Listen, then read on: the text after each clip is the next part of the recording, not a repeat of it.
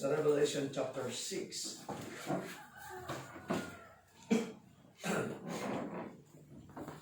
Sa pagpapatuloy ng ating series sa ating paksa ng tunghayan. This is about the revelation of the seven seals. Let us open our Bible in the book of Revelation chapter 6 verse 7 and 8. At kung nakita po natin, nasabi po niya rito, and when he had opened the fourth seal, I heard the voice of the fourth beast say, "Come and see." And I looked, and behold, a pale horse, and his name that sat on him was Death.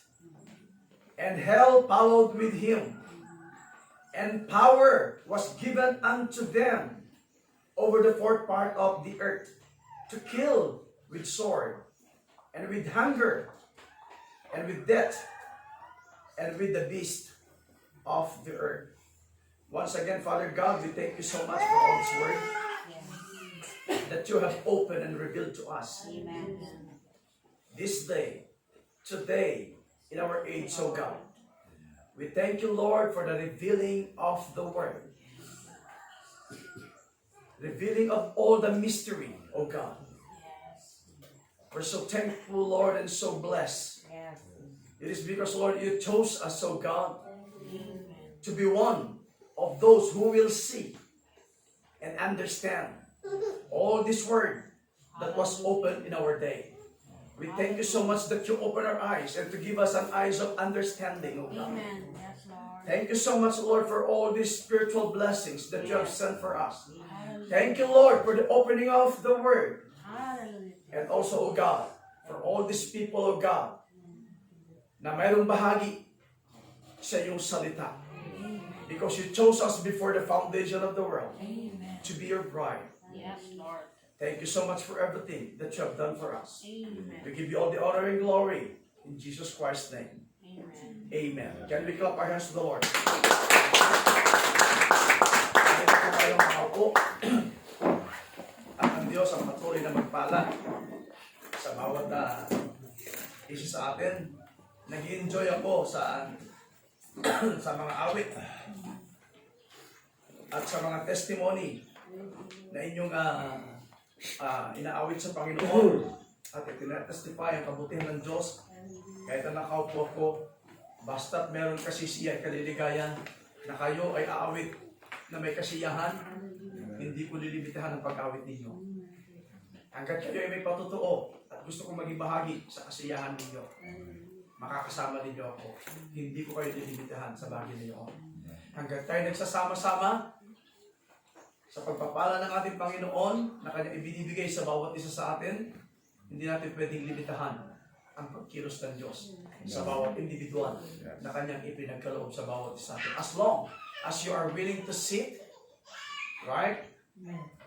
To hear, to listen to His Word. Amen? I'm also willing to preach. Full of inspiration to preach and to teach this Word na kanyang ibinigay sa bawat isa sa atin. Let us enjoy God's blessings na kanyang ibinigay sa bawat isa sa atin. Natapos ang ating 11th year Thanksgiving. The Lord is great. The Lord is good. Pinatunayan ng ating Panginoon ang kanyang kabutihan. Pinatunayan ng Diyos ang kanyang pangako. Amen? Ginawa ng Panginoon, hindi niya tayo iiwan. At hindi niya tayo iniwanan. Sa halip, tayo naghiwa-hiwalay kasama mga kapatiran na siya dumayo pa sa atin. Full of blessings. Full of strength. Amen. Tayo ay lubos at pinagpala sa spiritual na bagay na kanyang ibinigay sa bawat isa sa atin. At salamat sa Panginoon sa lahat ng mga bagay na to. Sometimes God allows sa bawat isa sa atin na dumanas tayo ng mga bagay na hindi natin inaasahan kung bisa sa bawat buhay natin. Minsan pati pagkatakot, hindi natin maiwasan ang mga bagay na being a human. And being a human, natural sa isang tao na may takot yan. Kahit sino pang matapang. Right? Natural sa tao na magkaroon yan ng pangamba. Likas sa tao ang nangangamba. Amen. Ngunit nung dumating ang salita ng Diyos sa bawat isa sa atin, sabi ng Panginoon, alisin ninyo ang pangamba. Dahil siya magbibigay ng courage.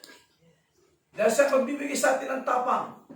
At kabuuang pag-iisip na may tamang positibong kaisipan sa bawat isa na kanyang pinangakuan. Amen. So salamat sa Diyos sa lahat ng kanyang pagkilos sa bawat isa sa atin.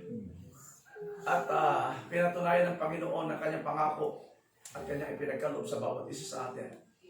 And also, salamat sa lahat ng mga nagpagaan, nagsakripisyo kayong mga kabataan na gumanap ng mga bagay na ito at sa mga nagambag na kanilang mga kapaguran at pagpupuyat.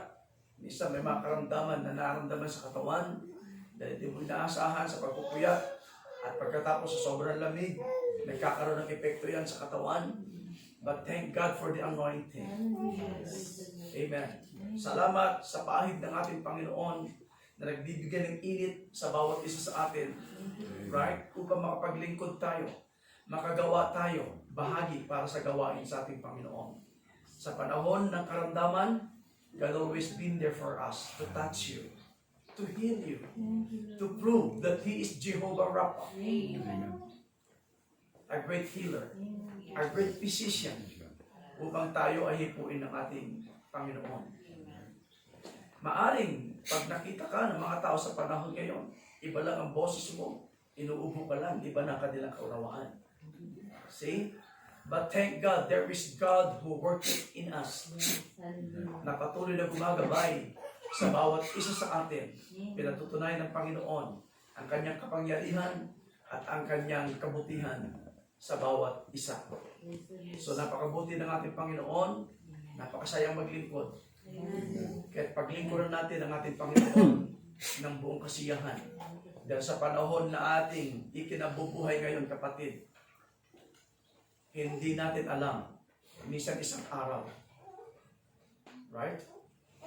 Magkukulaps at magkukulaps sa mundo ito. Dahil ang kahirapan ay nagpasimula na. Nagpasimula na ang kahirapan. And the Bible is already fulfilled. In Matthew chapter 24 verse 8.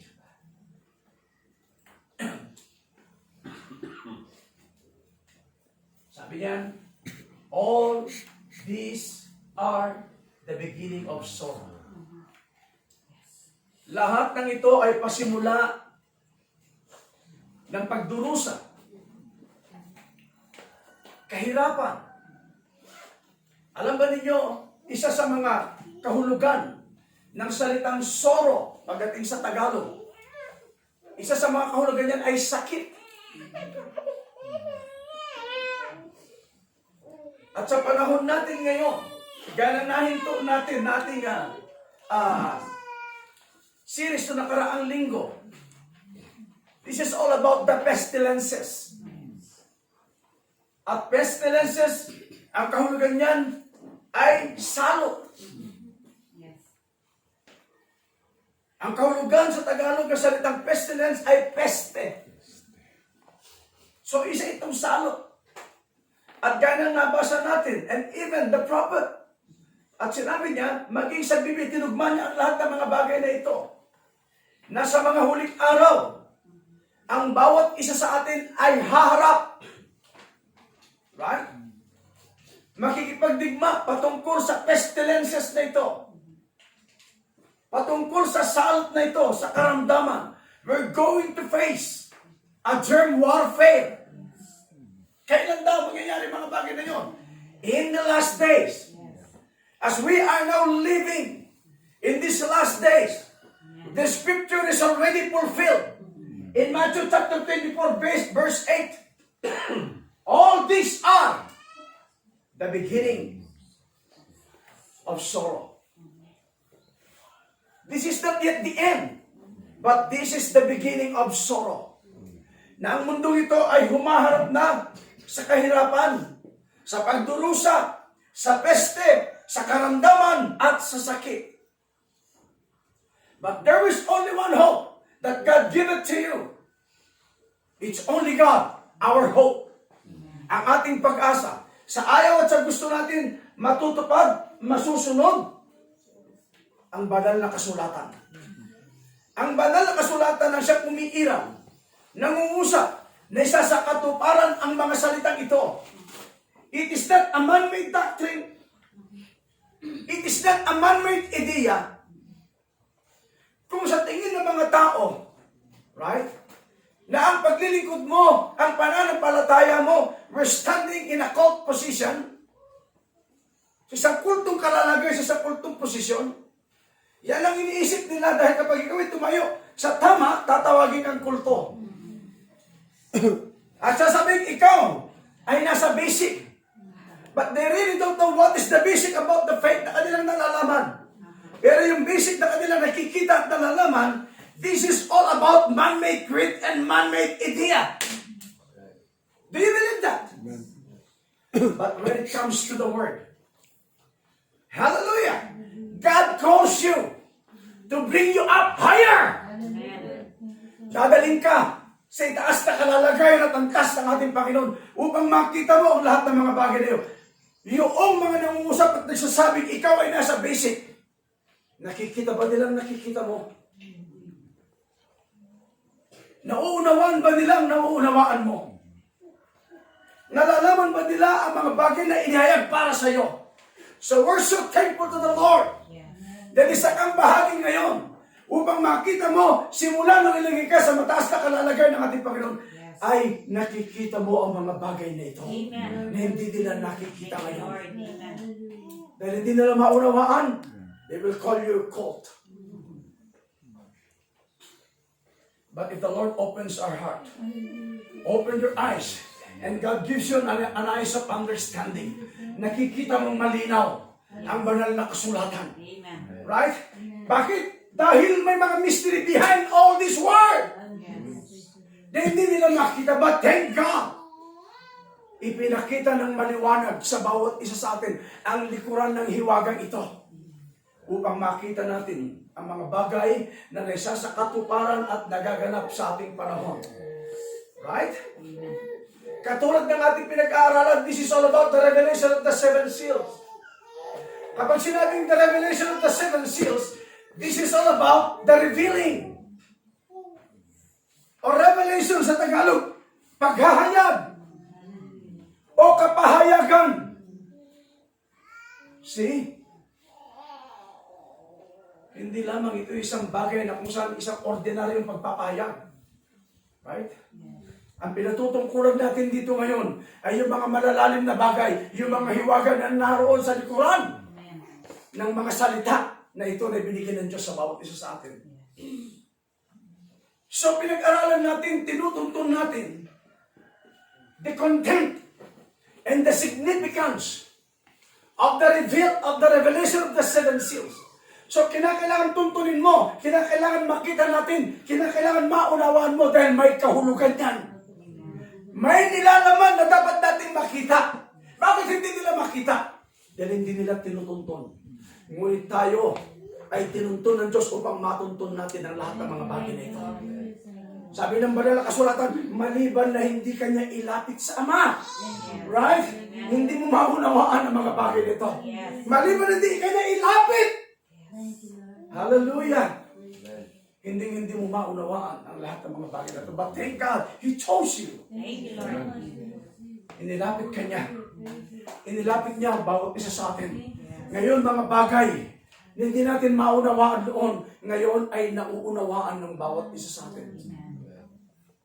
Anong nilalaman ng Revelation of the Seven Seals? Pinag-usapan natin.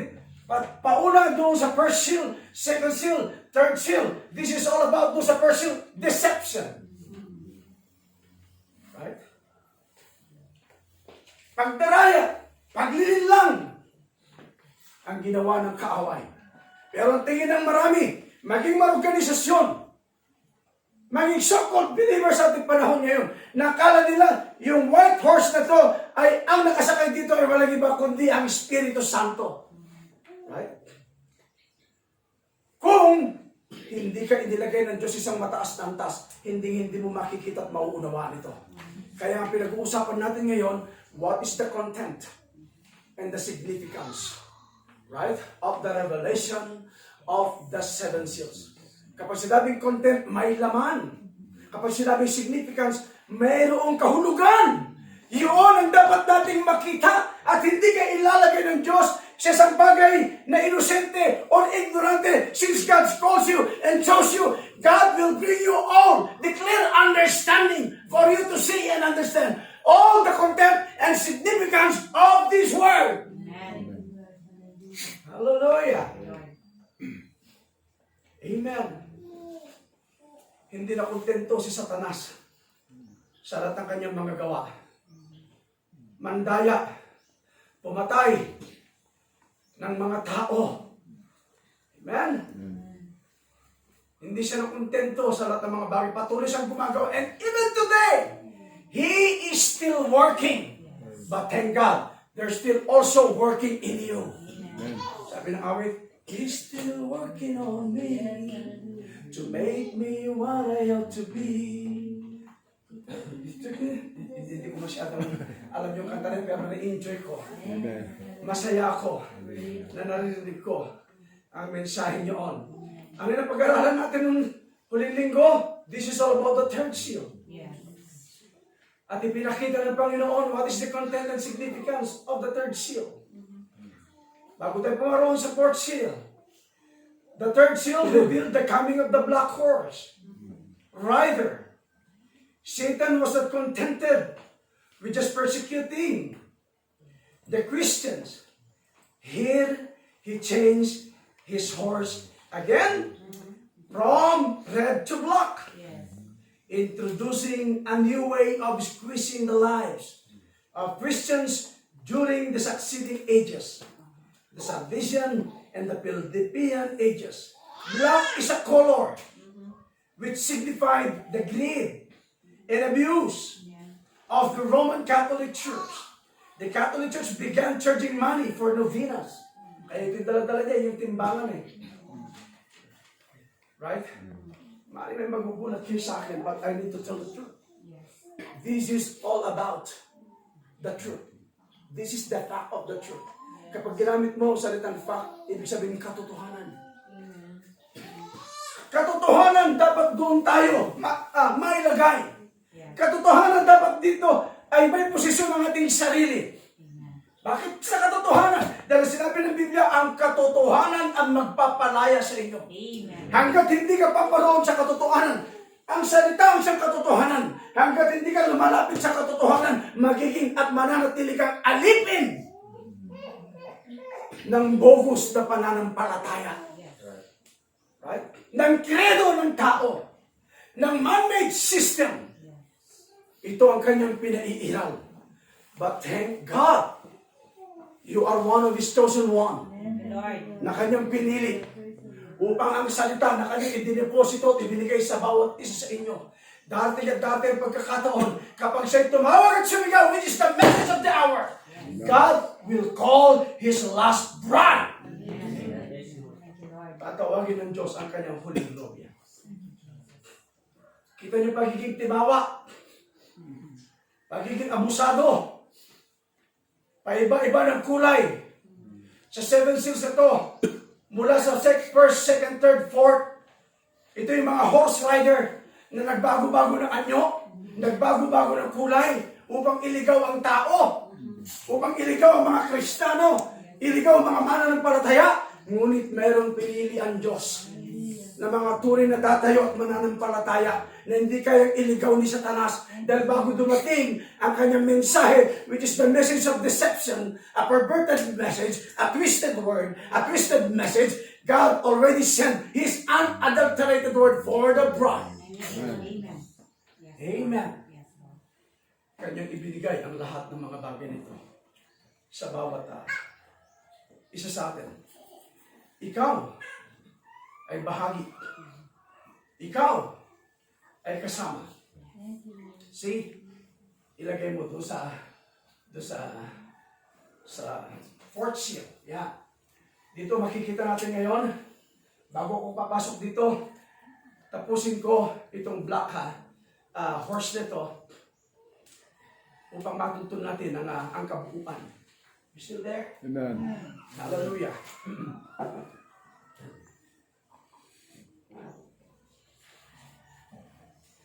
Alam ko may pagod at meron pa tayong pagpupuyat. Ako man ay tinitira ng kaaway. Nagkarbi dahil talagang masakit ang aking katawan. At nagkakaroon ako ng kirot sa katawan. Pero pagising ko sa umaga, nawala yung kirot. Pero nagbago naman yung boses ko. Wala naman akong sore throat. Pero parang baga may humahagod. Sabi ko, abang nakaupo ka rin, pagi sa awitan, talagang hindi ko may bigay, hindi ako makaawit. Gusto kong i-reserve yung voice ko pagdating sa pangangaral. Ayaw ko ibigay maging sa pag-awitan. Sabi ko, Lord, sa pangangaral lang ako ibigay lahat ng mga bagay nito. Pero ganoon pa man, hindi pinintulutan ng Diyos na hindi ako makaawit. Papuring awit sa ating Panginoon. Umawit ako na may kagalakan. Umawit ako na may kasiyahang kasama ninyo. Nagpuri tayo sa ating Panginoon. Walang makakapagadlang sa bawat isa sa atin. Tuloy ko, black is a color which signified the greed and abuse the Roman Catholic Church. Hindi ito paninira. Marami beses ko nang inuulit from the beginning sa ating series nito magmula sa pasimula ng ating opening of the first seal. Matuto tayong mag-search, matuto tayong sumuri at sumaliksik upang makita natin ang mga ipinapangaral ng mga mangangaral. Sa ayaw at sa gusto natin, ang Diyos ay magsusugo at magdadala ng mga mangangaral upang ipangaral ang mensahe ng ating Panginoon. Ngunit gusto ko rin sabihin sa bawat isa sa inyo, hindi lahat mangangaral ay mangangaral. Hindi lahat humahawak ng Biblia ay nangangaral ng katotohanan. Right? Yung mga iba humahawak ng Biblia, gusto lamang nila sumika. Yung mga iba gusto na lang tawagin mga mangangaral. Pero, ang mga tinawag ng Diyos, sa totoo lang, napakahirap ang isang tinawag at mangangaral ng salita at mensahe ng ating Panginoon. Punong-puno ng pag-uusig. Punong-puno ng komento. Punong-puno ng kapulaanan kapag ikaw ay mangangaral ng katotohanan. But thank God to all those who are called to be a servant of the Lord. God gave them a courage to preach and to stand the word, which is the truth. The word of God. So salamat sa Diyos sa lahat ng mga bagay na ito. Please, narinig natin ang mga kapahayagan na inihayag ng ating Panginoon Diyos sa bawat isa. Amen. At nakikita natin ang lahat ng mga bagay na ito. And through the word and through the message of the hour na kanyang ibinigay sa atin, kikita na yung vice versa, step by step, mula sa pasimula hanggang sa tatapusin. Hindi ka iiwanan ng Diyos diyan. Aantabayanan at aantabayanan ka ng ating Panginoon. Continue. Medyo mahaba tayo.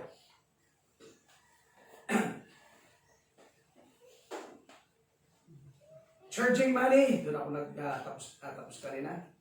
For novenas. And charging money to get souls out of purgatory. At wala na sa Biblia yan. Sabi ng isang pari, ipapray lang natin siya na masalba ang kanyang kaluluwa sa impyerno at dalhin siya sa purgatorio. Manalangin lamang natin siya. Kung titignan natin ang Biblia, walang ganong pamamaraan at sistema. Dahil nung namatay si Lazaro at yung mayaman, nakuha na ibig sabihin ngayon? Sabi nung mayaman, ibalik mo ako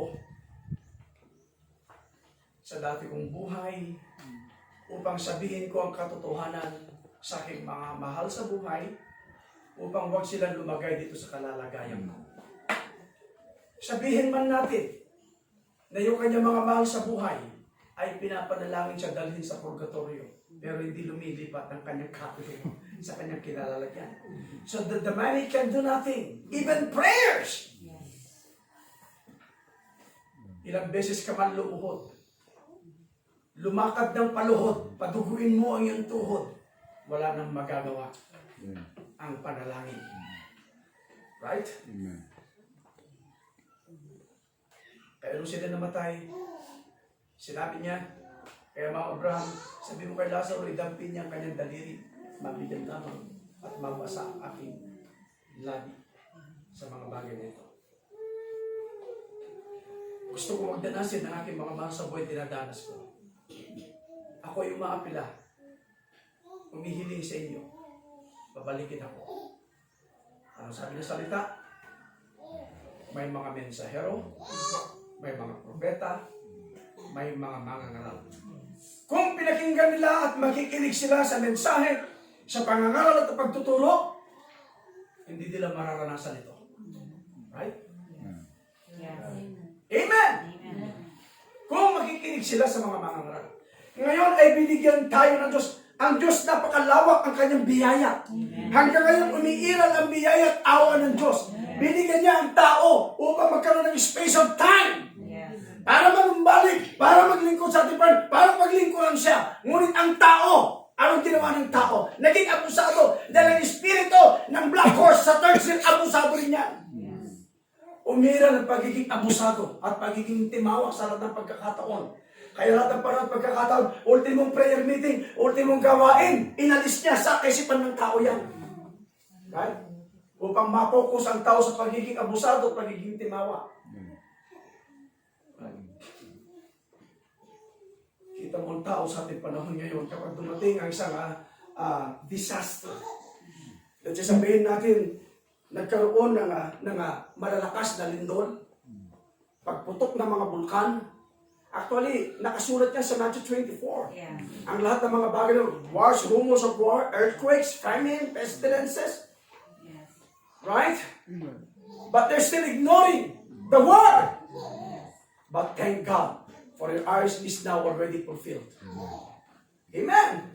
Sa ating mga mata, sa ating mga paningin, sa ating mga pangunawa, ang lahat ng mga bagay na ito ay isa sa katuparan na. Kita niyo ang tao, walang panahon, walang oras. Yes. Ngunit darating ang panahon, magkakaroon ng spiritual famine. Amen. Right? Amen. Ngunit, sa kanilang spiritual famine, hindi na sila makakasumpong. Right? Hindi na sila makakakita. Hindi na nila makakatagpo ang isang bagay na kanilang hinahangad. Bakit? It's too late already for them. Minsan isang pagkakataon, tandaan ninyo ang mensahe ito. Minsan isang pagkakataon, hahanapin. Maraming pupunta rito sa church na ito at hahanapin ang gawain. Ang Sunday service. Ang Wednesday prayer meeting. Right? Ngunit sa pagdating nila, wala silang makikita na isa man sa inyo na pinili ng ating Panginoon sa lugar nito. Dahil kinuha ka na ng ating Panginoon. Right? Doon, nakikita na nila ang palapit na palapit, patindi ng patindi, ang beginning of sorrow. Ano yung sorrow? Pagdurusa, kahirapan, sakit, na kung saan ito isa sa mga pestilences na umiiral sa ating panahong ito. Sa ayaw at sa gusto natin humaharap ang tao, ang mundo. This is a pandemic ng salot. Salot lahat ito. Right? Lahat ng mga bagay ito nanggaling sa demonyo. Kung sistema man ng tao umiiral, galing pa rin sa demonyo yan. That's still called pestilence. Hallelujah! At hindi katakataka ang sinabi ng mensahe that we are now facing a germ warfare. Ano yung germ warfare na ito? Peste. Kita nyo, pagkatapos ng sinasabi nilang COVID-19, meron silang tinawag na sumunod doon. Ano yun? Yung variant. Hindi, meron pa yung bago yung Delta. Right? Anumang pangungusap, meron, anumang termino, anumang terminology ang kanilang gagamitin, that's still a germ. Virus. Right? Ang lahat ng mga bagay nito. Pestilences pa rin yan.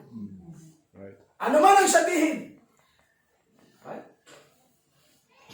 Ito ay panahon at napapanahon na ang mundong ito ay humaharap. Kung sinabi ng banal na kasulatan, this is already a beginning of sorrow. At tandaan ninyo maigi na ang mundong ito hindi na magiging okay. Hindi na magiging okay. The world, whether you like it or not, the world is getting into chaos. Pagulo ng pagulo. Pagulo ng pagulo. Pero salamat, meron isang nagbibigay ng payapa sa atin. Pumayapa tayo. Kahit sa panahon ng pandemya, panahon ng pestilences na ito, there is still peace. Oh, there's still peace in the valley. Right? Na tumatawag sa bawat isa sa atin. Nanananahan sa bawat isa sa atin. Nagahari sa bawat isa sa atin. Ano man ang mga bagay na ito, ang nobya, alam niya na nasa sa katuparan ang lahat ng mga bagay na ito. Hallelujah. Glory. Thank God. So, ipinakita ng ating Panginoon sa bawat isa sa atin sa paghahayag through the revelation of Revelation 6. Ipinapakita sa atin ang nilalaman at kahulugan ng mga hiwaga ito. Right? Kung makikita natin ang bawat pangungusap, nag-aanyaya upang makita ni Juan ang lahat ng mga hiwagang ito. At sinabi ng mensahe, si Juan ay isang sakdal na pagtitipo sa ating panahon ngayon sa nobya ni Kristo. Kung ang matanda ay tumawag sa kanya, come and see. I believe the message also is calling for the bride to come and see and to come up higher. Amen. Doon tayo dadalhin ng ating Panginoon upang makita ang lahat ng mga bagay nito. And thank God, God opened all these mysteries. God revealed, right? Lahat ng mga hiwaga na nakapaloob na nilalaman ng banal na kasulatan ito at yung kahulugan. Hindi lamang yung nilalaman kundi ibinigay pa sa atin ang mga kahulugan. Right? Yun ang ipinapasalamat natin sa ating Panginoon. Kaya ang nobya sa ating panahon ngayon, ano man na mangyari, pagulo man ng pagulo, kahit dadami pang pandemya, dadami pa mga germ warfare na to, hindi magtataka ang nobya. Dahil alam niya na naisasakatuparan na at nagaganap na ang mga propesiya na nakasulat sa banal na kasulatan. Dahil yan ang binabantayan ng nobya. Hindi, kung natin hangad mga, hindi may isa nga namati. Hindi siya nagtataka. Hindi niya pinagtataka ng mangyayari mga bagay na ito. Dahil sinabi ng banal na kasulatan, ang lahat ng ito ay kinakailangang maisa katuparan. Matutupad at matutupad. Right? Kung gusto niyo basahin sa Matthew 24 yan, basahin niyo napakaganda. Kinakailangan may sa katuparan.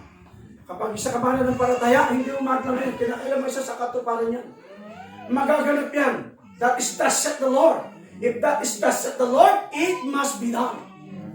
Lahat may isa sa katuparan, lahat ay magaganap. Ang lahat ng mga bagay nito. So God opened from the first seal to the second seal to the third seal. Now, this is the final ride of Satan. Right? From white to red, from red to black, and black to pale. Tignan ninyo ang pagiging tuso niya, ha? Nagbago-bago siya ng anyo. Pero the same spirit. Right? Hindi lumayo sa mga kulay nito. Iisa pa rin ang kulay niyan. Magmula sa pale, pinagsama-sama niya ang white, red, and black. Mag-experiment ka ng kulay white, black, and red. Paghaluan mo, isang kutsaritang Crayola, magtagtad ka, magusugos ka, isang kutsaritang puti ng Crayola, isang kutsaritang pula ng Crayola, isang kutsaritang black na Crayola. Pag ipon-ipunin mo lahat, ang lalabas na kulay ay pale. Kita na ninyo?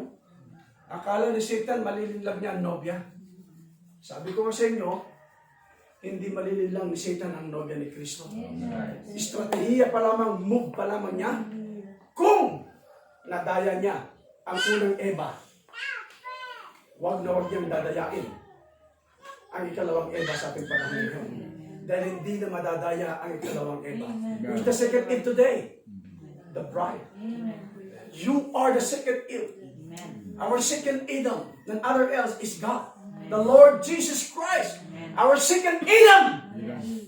Right? At pinatunayan ng second Adam ng bawat isa sa atin upang tayo masecure. And God gives you an assurance. And God sealed you. Sino may gawa? Our second Adam. Oh God. Thank God for being a bride of the second Adam. Can we clap our hands to God? Glory to God. As I mentioned to you a while ago, pagdating sa pale horse, this is the final ride of Satan. Amen. Because the fourth seal, the pale horse rider, Revelation chapter 6 verse 7, sabi niya dito, and when he had opened the fourth seal, I heard the voice of the fourth beast say, come and see. Right?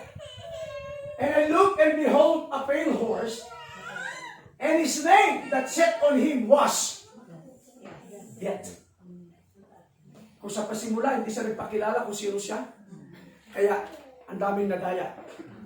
Kasi ang anyo na kanyang ipinakita, mistulos sa isang badang panlabas. Right? Mistulos sa isang lingkod ng Diyos. Ginagaya niya lahat ng mga bagay na ito. Right? May daladalang Biblia. Gusto ko sabihin sa inyo, may daladalang Biblia, ang daladala niya pana. Right? May daladalang pana, pero walang palaso. Itong taong ito, which is the Antichrist spirit, amen, nagsuot ng isang banal na kasuotan, may dalang Biblia, pero walang kahulugan. Can you say amen for that? May dalang Biblia, pero walang kapahayagan. Kaya sabi ko nga sa inyo, maraming beses ko sinasabi sa inyo, na ang Biblia ito, totoo, this is the Word of God. Amen. Exactly, this is the Word of God. Pero, ang salitang ito, ang Bible nito, magiging Word of God lamang sa buhay ng isang tao kapag dumating ang Scripture nito na may kasama o kalakip na buhay at Espiritu. Dahil sabi ng Panginoon, the words they speak unto you, they are Spirit and they are life. Kahit nahawakan mo ang Bibliang ito without the Spirit, without the life, how can this word becomes a word of God to you? But thank God, nung sinampalatayanan mo, it is because God first loves you. Right? Because God chose you. Amen. Before the foundation of the world, Bago ka pa man dumating sa sinapupunan ng iyong ina, you are already ordained Amen. as a bride. Thank you, Lord. At pagiging ordained bilang isang nobya ni Kristo, dumating ka sa pagkakataon, dalhin ka ng Panginoon sa eksena. At tanggapin mo sa palatayanan mo kanyang salita, kalaki pang espiritu at buhay. No wonder, nung ikaw ay sumampalataya, humawak sa Word of God na ito, kalaki pang espiritu at buhay, nabubuhay ka sa ilalim at banal na espiritu. Thank you, Lord. Nabubuhay dahil may buhay ang salitang ito. Ulitin ko muli, sabi ng Panginoon, ang lahat ng sinalita ko sa inyo, John chapter 6. Kung di ako nagkakamali, that is verse 63, if I'm not mistaken. Ulitin ko muli sa inyo, ang lahat ng sinalita ko sa inyo, hindi lahat na sinabi ng ating Panginoon nakarating, right, sa tao. Hindi lahat. Right? Pero, meron lamang siyang pinatutungkulan. Right? So, salamat dahil isa ka ngayon na pinatungkulan ng Diyos. Kasama ka ngayon na pinatungkulan ng ating Panginoon ng kanyang salita. Sinabi ng ating Panginoon, ang kaunawaan ng maraming tao, the word I speak unto you, their spirit and life. Akala ng mga tao, lahat ng tao. No way. There is just only a group of believers na siyang sasampalataya at susunod sa salitang ito. At kapag sila'y sumunod at nabuhay, pangako ng Panginoon, hindi kanya iiwanan. Hindi kanya papabayaan. Hanggat nabubuhay ka sa salitang ito, nariyan ang Espiritu. Hanggat nabubuhay ka at sumusunod ka sa banal na Espiritu, nariyan ang buhay sa salita ng ating Panginoon. Can we clap our hands for the Lord? Glory to Jesus. Now, balikan ko ulit. This is the final ride. Ito kadalang ninyo dito, dito ko babasahin. See, para hindi ako nangangawit ng leeg. Minsan sa pagkakataon, meron na tayong monitor dyan na nakasabi. Right? Can we save it for that? Amen. Amen. The fourth seal, that is the pale horse. Revelation 6, verse 7 and 8. And when he had opened the fourth seal, I heard the voice of the fourth beast say, come and see. And I looked, and behold, a pale horse, and his name that sat on him was Death. And hell followed with him. Ang pangalan pala ng first horse rider, to the second horse rider, to the third. Iisa lamang palang espiritu yan. Pagdating sa pale horse, this is the final ride of Satan. Ang talaga palang talaga palang pangalan ni Satan ay kamatayan. Right? Binigyan, pinangalanan. So ngayon, ang nobya, alam na alam niya ang pangalan ng fourth seal. Right? The fourth horse rider. Pinangalanan, ang sinabi niya rito, lahat ng sumusunod sa kanya ay patungo sa impyerno. Right? Hanggat hindi ka umaalis sa kanya. Right? At hanggat nananatili ka sa kanya, hanggat nananatili ka sa dogmatic na ito na pamamaraan, hanggat nananatili ang tao sa katuruan, right? Ng nilukuban at pinoses ng espiritong ito ng Antikristo, mananatili ang tao na magiging anti-word. Right? Ano yung anti-word? Laban sa salita ng ating Panginoon.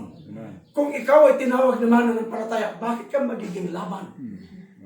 Right? Maraming tinatawag na mga mananampalataya ngayon. Ang totoo, ang daming mga laban sa salita ng Diyos.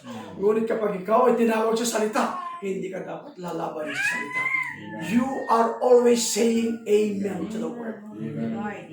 Ulitin ko muli, kaya nga maraming beses natin pinag-uusapan na kapag tayo ay mag-aamen sa salita at pangangaral at pagtuturo ng mensahe ng ating Panginoon, make sure na nauunawaan mo ang inaayunan mo.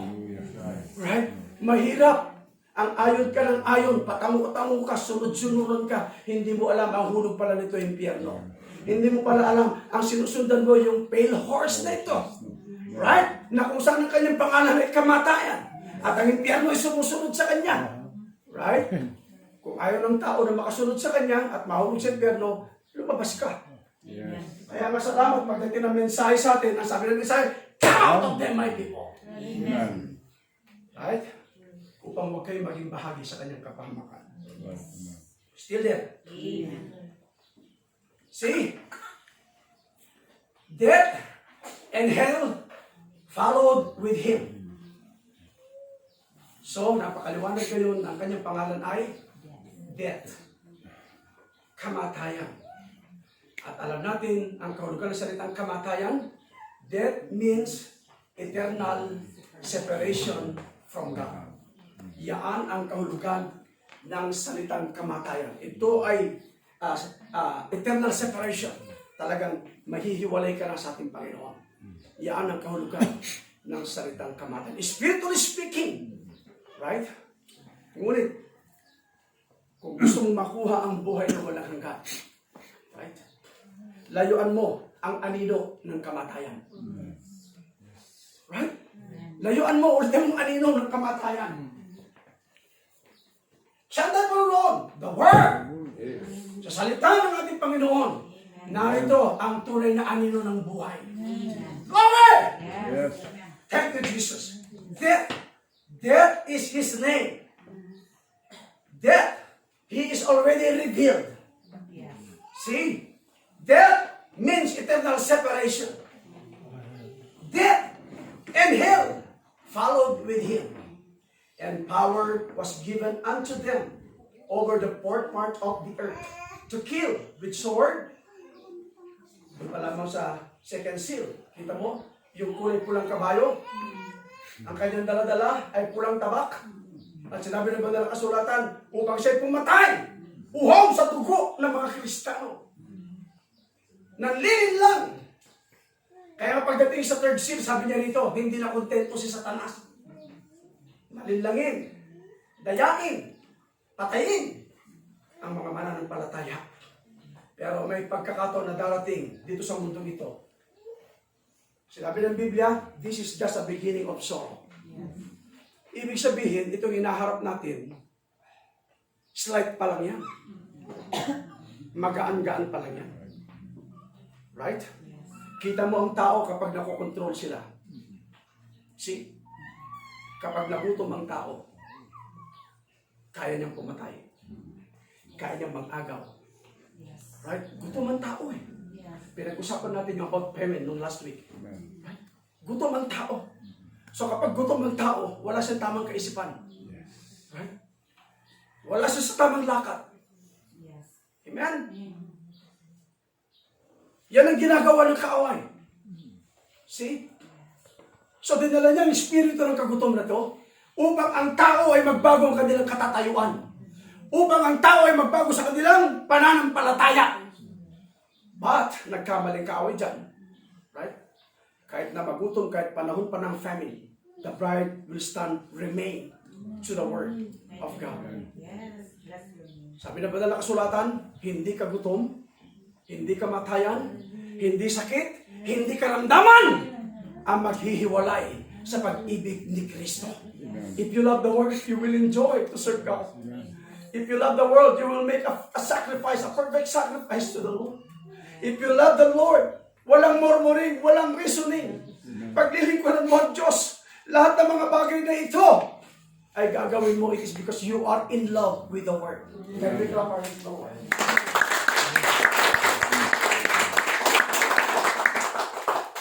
Ang pawanin ninyo kapag ako'y humingi ng palakpak, yan ay para sa ating Panginoon. Amen. Upang nasasanay ang ating sarili maging sa palakpak ay nagpupuri tayo sa Diyos. Yes. Hindi kayo pumapalakpak kung kanino man.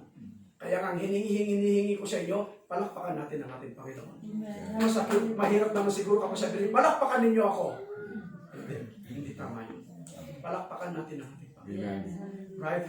Dahil nag-i-enjoy din ng Panginoon na nakikita ang bawat isa sa atin. Right enough. If you are inspired to clap your hands to serve the Lord, Yes. hallelujah. Glory. Now, pagpatuloy natin. Death and hell followed with him, and power was given unto them over the fourth part of the earth to kill with sword, and with hunger, and with death, and with the beasts of the earth. Aha. Lolokohin, dadayain, right? Pipilipitin, hahaluin, lamang ni Satanas. Yun talagang hilong-hilong. But, ang nobya, hindi lango sa alak, kundi lango sa Espiritu Santo ng ating Amen. Thank you, Lord. Glory! Hallelujah. Alam niya ang nangyayari. Alam niya ang kaganapan. Alam niya ang pwede pang mangyari. Dahil ipinakita na ng Diyos sa kanyang nobya ang mga bagay na nakaraan, ang mga bagay na kasalukuyan, at ang mga bagay na darating pa. Sino ngayon ang nasa basic na pananampalataya? Sino ngayon ang nasa basic? Para dyan, sino yung mga nasa basic ngayon? Na nanguhusga sa mga magulang mo? Right? Alam ba nila patungkol sa hinaharap? Alam ba nila ang mga bagay na pangyayari noon? Alam ba nila kapahayagan na iniyag ng Diyos ngayon? Ngayon nakita ng bawat isa sa atin. Ang ating pananampalataya, it is not about basic. But this is about the revealing of the word. Pag-reveal ng salita, ikaw ang nahayag. Nahayag siya at tapos ikaw ihahayag ng ating Panginoon. Right? It is all about the bride. Amen!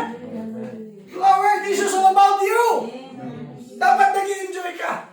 Dapat nagsasaya ka. Amen and amen. So the fourth seal revealed a pale horse rider.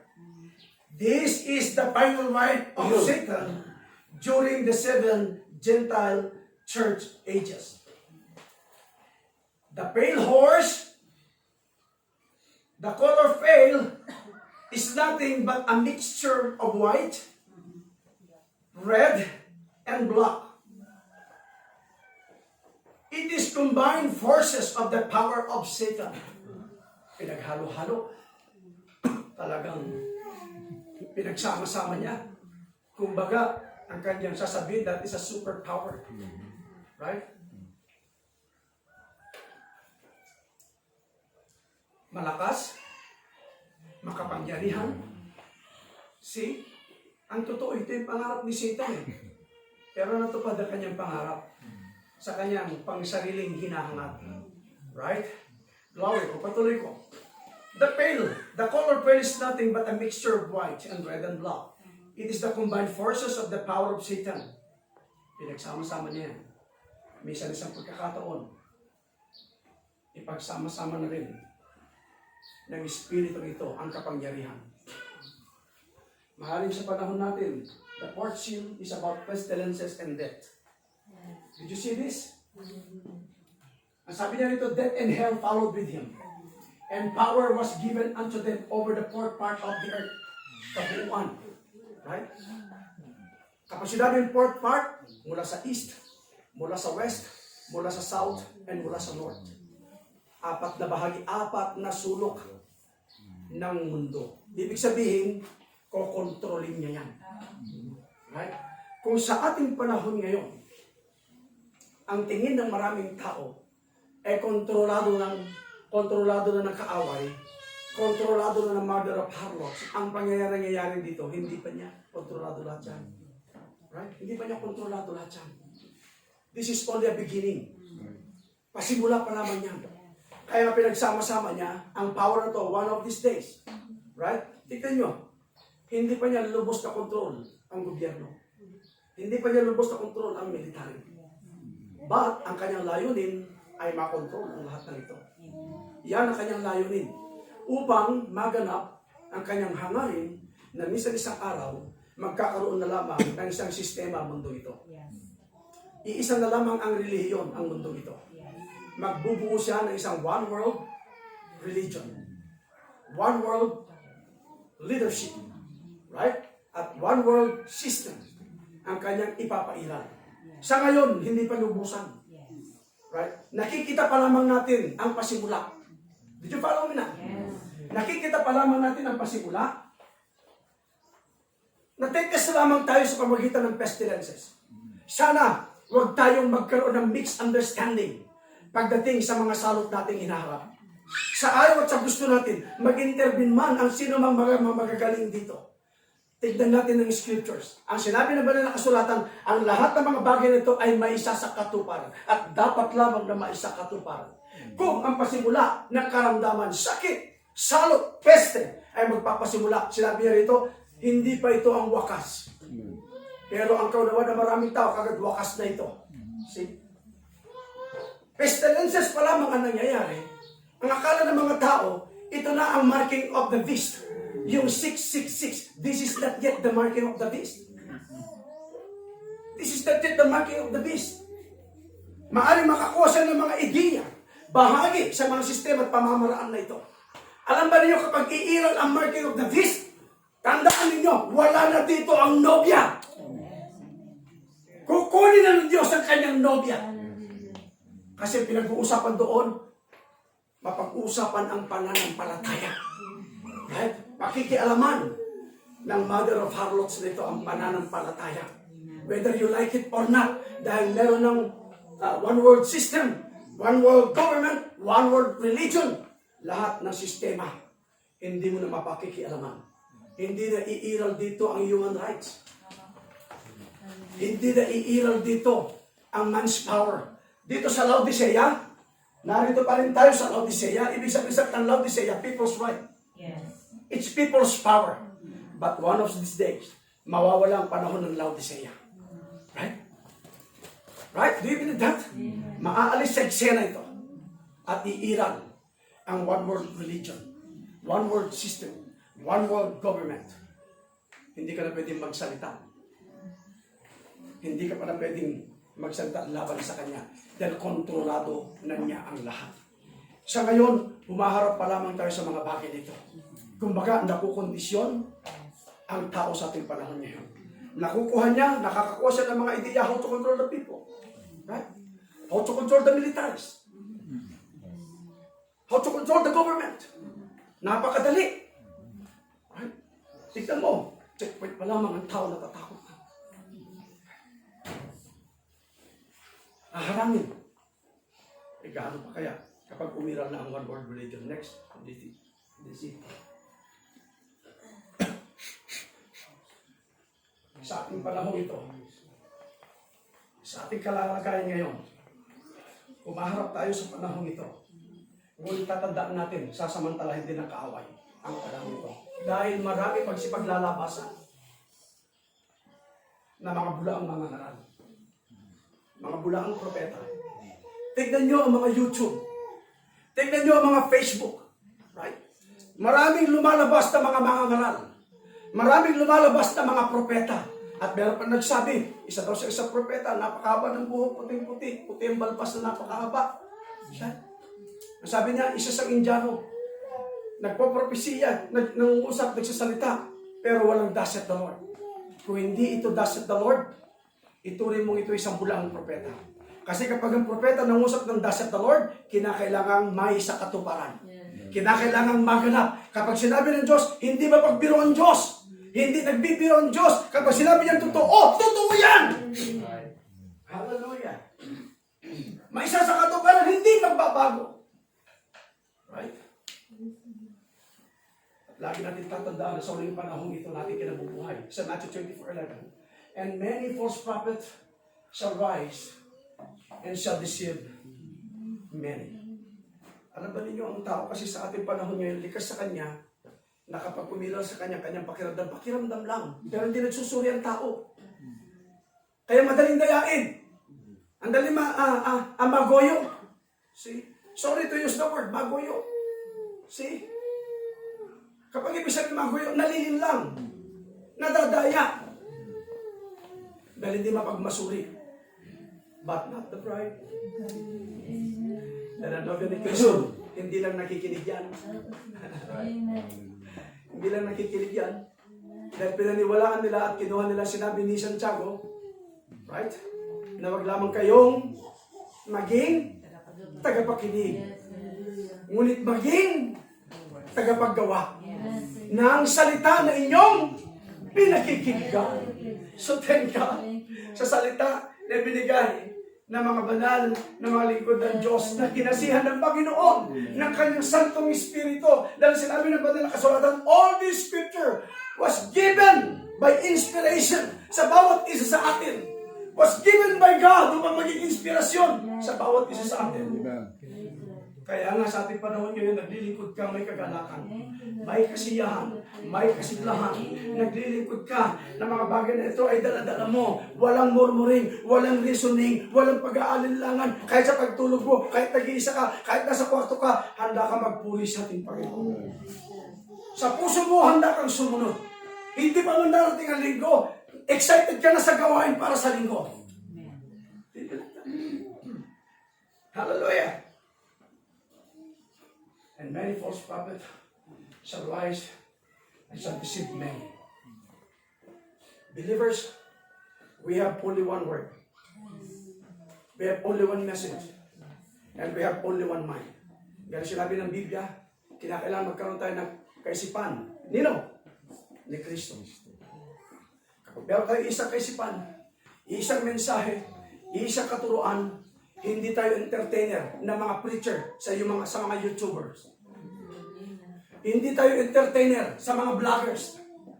Naglabasan ng mga vloggers. Nagbisto lang mga mangangaral ng mga vloggers. Naglabasan ng mga manunuro, mga vloggers. Misto lang mga mangangaral ang tingin nila. At kapag sila magpaliwanag, parang totoo. Pero kapag ang nobya na ang nagbasa, kapag nobya na ang nakinig, gaya sinabi ko sa inyo, ang nobya, alam niya ang tunog ng mensahe. Did you follow me now? Ang nobya, hindi mo pwede linlangin yan. Kahit na anong terminong gamitin mo. Kahit anong klaseng terminology ang sabihin mo para sa kanya. There's only one absolute for a bride. And what is our absolute? The Word. Ang salita ng ating Panginoon, ang kanyang ibinigay sa bawat isa sa atin. Meron pa nga lumabas na sinabi niya, ipapakita natin niya mamaya. Sorry to use this word, pero kailangan ko sabihin. Sabi ni Joel Austin, isang sikat na mangangaral, isang sikat na preacher, isang sikat na businessman preacher, at nag-claim na isang apostol ng ating Panginoon. Nag-claim na isang tunay na mangangaral. Pero, nung siya ay nag-claim, right? Para bagang nauhaw siya sa karunungan, nauhaw siya sa kaalaman. Nakala niya nung magkaroon siya ng kaalaman, siya ang tama. Nang sabi niya, nung siya tumayo at mangaral, sabi niya dumating ang pagkakataon na yung mga pinangusap ni Pablo, mga pinangusap ni Pedro, hindi tama. So ano ibig sabihin? Siya ang tama? Next please. Makikita ninyo ngayon yan. Right? Gusto niyo makita lahat sa mga bagay na yun, kahit sa YouTube, makikita ninyo. I-search ninyo. Joel Austin rebukes Apostle Paul, Peter, and John. Joel Austin is an American preacher, LA evangelist, author, and the pastor and Lakewood Church in Houston, Texas. His ministry reaches over 7 million. Nakilala ko ang pangalan Joel Austin nung ako ay nagtatrabaho sa Executive Optical. Sa Executive Optical, yan ang pinaniniwalaan nilang right preacher, right apostle. Tignan natin ngayon. His ministry reaches over 700 million viewers weekly in over 100 nations around the world. He is popular. His name is well known. He is a rich billionaire, businessman, using the word. At lalo siyang yumaman because of the word. Right? Na kanyang ipinapangaral. Kaya ang tao na walang understanding at walang eyes of understanding, pwede siyang madaya kung ang nakita niya ay salapi. Right? Kapag ang nakita niya ay popularidad, ang tao madaling madaya kapag hindi niya gagamitin ng tama ang kanyang kaloob na binigay ng ating Panginoon. Kapag binigyan ka ng Diyos, gagamitin mo sa business? No way. Maraming tao sa ating panahon ngayon, maraming preacher, maraming so-called believer na binigyan ng Panginoon ng mga napakaganda mga kaloob at talent. Pero ibinibusiness nila ang kanilang mga talent. Supposed to be, dapat sana maging channel of blessings. Did you hear me now? Dapat sana maging daluyan ng pagpapala. Ibinigay ng Diyos na free. Kinakailangan maglingkod din tayo ng free. Right? Ibigay din natin ng walang kabayaran. Yes. Gutom ang tao sa popularidad. Ginagamit ang mga talento at kaloob na meron sa kanila. Marami yung nagsasabing crusade, crusade, crusade. But when it comes to crusade, kapag sinabing crusade, dapat kasama lagi dyan ang pangangaral ng salita. Iba kasi yung crusade sa concert. Right? Huwag malikot ang isip, ha? Baka ibang punto ng kaisipan dito. Pero this is just an example. Wala akong pinupuntuhang tao. I'm talking about gifts and callings. Right? Iba ang crusade sa concert. Kapag crusade, laging kasama dyan ang pangangaral. Right? Baka makapag-isip kayo. Sige na. Patuloy ko lang itong pinakasa. Lalo na naka-video ako. Bukas kakalat yan. Pero kinasisiyak kung kumalat yan. Because of the preaching of the truth. Amen. Because the preaching of the word. Yes. Right? Kapatid, if God anoints your life, you will follow the word's anointing. Susundan mo ang anointing ng Diyos. Yes. It is not about gifts and callings na ginagamit sa maling pamamaraan. God gives you an eyes of understanding upang makasunod tayo ng tama. Upang makapaglingkod tayo ng lubusan. Sundin mo ang udyok ng banal na espiritu na mayroon sa'yo. Amen! Nations around the world, the prosperity preacher from Houston has just moved up from his 2 million mansions to $10 million mansion. According to Joel Austin, pastor of Lakewood Church in Houston, Texas, these first century apostles are wrong and outdated. Sino pinatutukulan niya? Si Paul, si John, si Peter. So siya nakakuha ng authority para pamalian niya ang mga unang apostol ng Diyos. Na kinasihan ng banal na espiritu. Ngayon, sabihin niya, ipatutuo niya, kinasihan ba siya ng banal na espiritu? Kung siya'y kinasihan ng banal na espiritu, hindi dapat lumabas sa kanyang bibig. Right? Ang mga paninira ng mga unang ginamit ng Diyos. Dapat sa lahat ng mga ginamit ng Diyos na nagpagal, na naghirap. Sabi ng banal na kasulatan, sa lahat ng anumang mga bagay, huwag ninyong kalilimutan ang mga nagpagal sa inyo. Huwag ninyong kalilimutan ang ginamit ng Diyos na naging bahagi sa buhay ninyo. Huwag ninyong kalilimutan ng Diyos na naging blessing minsan sa pagkakataon na ginamit sila ng Diyos sa bawat buhay. Pero ngayon, wala na. Tsipwera ka na. Kahit ano pang ginawa mo ngayon, itsipwera na. But not to the bride. Ang bride laging nakaka-identify. Ang bride laging nakaka-recognize. Right? May kikwento sana ako, kaya lang tatagal tayo. Right? Tatagal tayo, medyo may katagalan yun. Pero itatapik ko sa ibang bagay yun. At pag-usapan natin yung discerning towards body. Na-mensahe ko na yun, nung camp meeting, and the Lord blessed this message. And I want also to be a blessing sa church nito. Yun lagi pong binabatayan.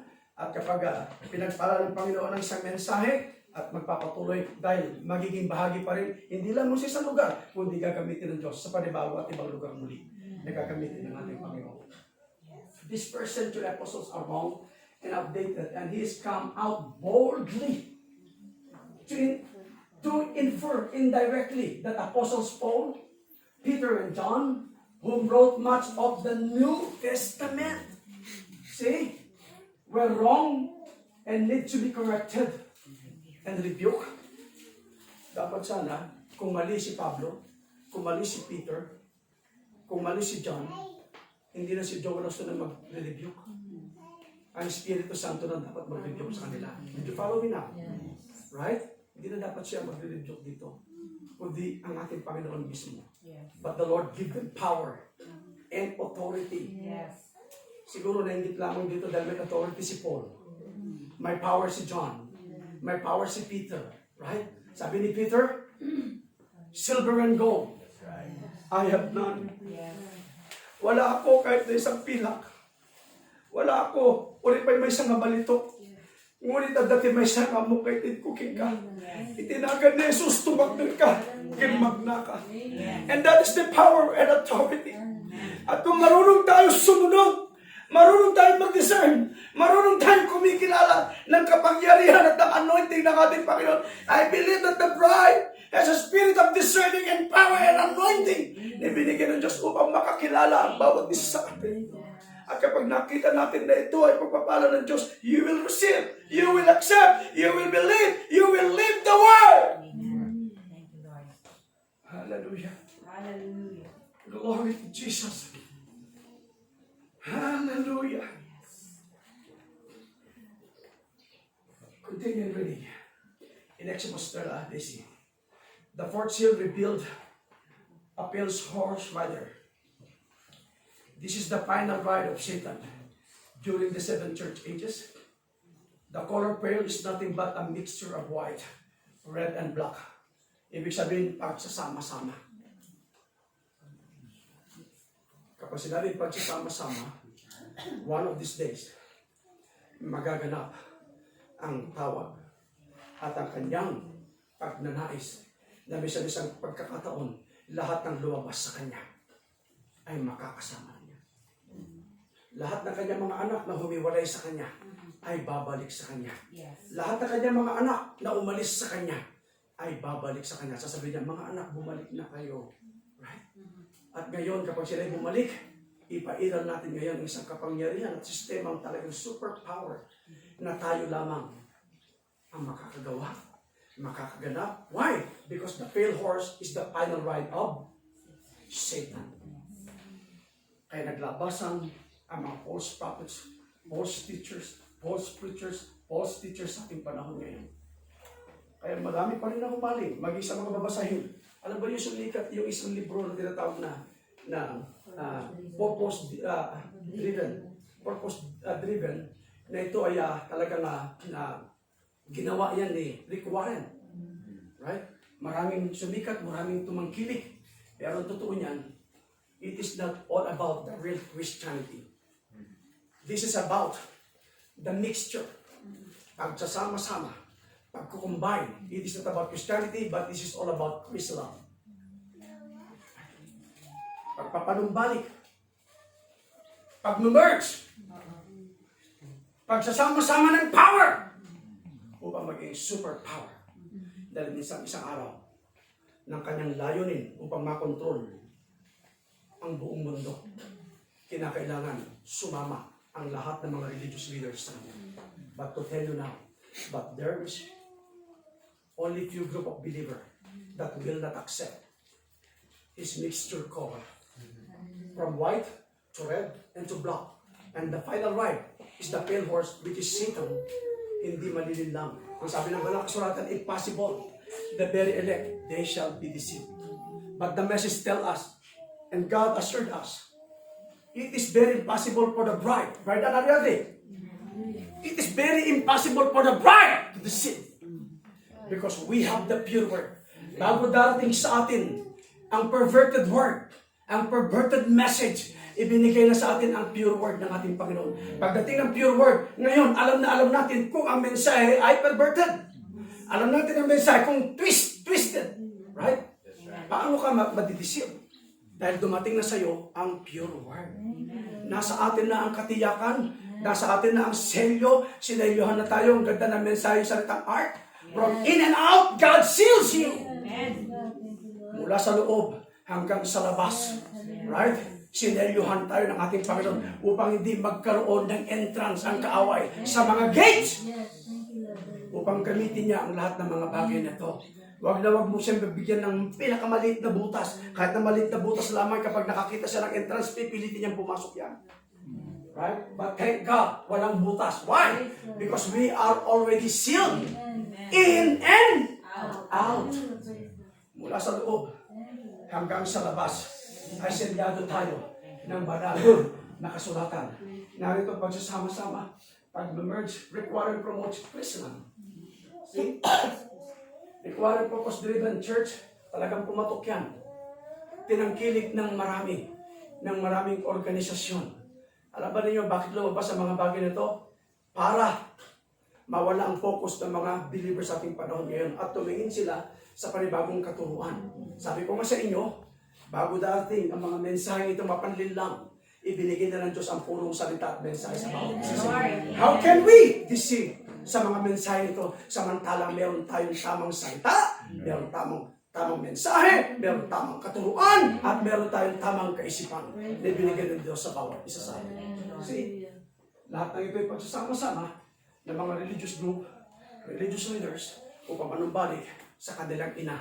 By hook or by crook, dahil talaga, magsasama-sama sila, meron sinabing Biblia, na talagang ang iba talagang dugo pag pinag-uusapan.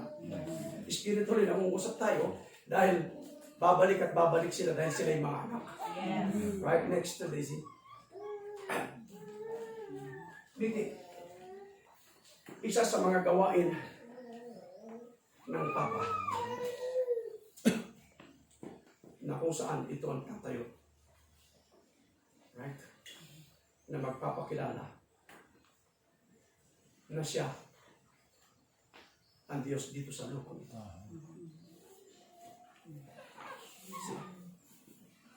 Siya ang superpower. Sino ba ang superpower na reliyon sa ating panahon ngayon? The mother of harlots.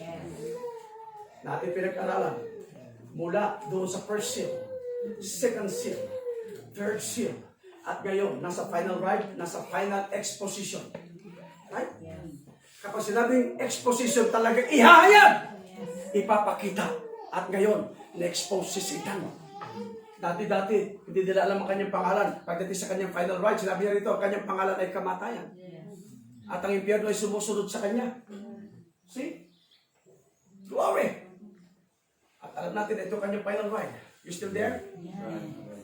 Ano yun, ikakat ko ito ng madalian dahil 12:20 na. Konti na lang. The color pale is nothing but a mixture of white and black. Kapag sinabing mixture, pagsasama-sama yan. Right? Ayan, sama-sama sila ngayon. Kasama na si Joel Austin. Pastor Joel Austin, Mormon senator, other U.S. leaders. Dahil isa sa mga tinitignan, sinisilip ng Mother of Harlots, ang mga superpower nation. Right? Isa sa mga sinisilip na yan. Kasi, kapag sumama ang superpower na nation nito, sasama lahat ng mga alipores niya na mga bansa na kontrolado ng superpower nation nito. Do you believe that? Kaya sabi ko sa inyo kanina, na-mention ko, isa lamang ang hindi sasama sa kanya. Minsan isang araw, nagkrusada si Pope John Paul II doon sa Canada kung ako nagkakamali. Hawak-hawak niya ang spoken word na messenger. Sabi niya dati ang pagkakataon at panahon, sabi niya, magsasama-sama tayo lahat. But there was only one group of people that will not be with us. Sabi niya, tinaas niya. Right?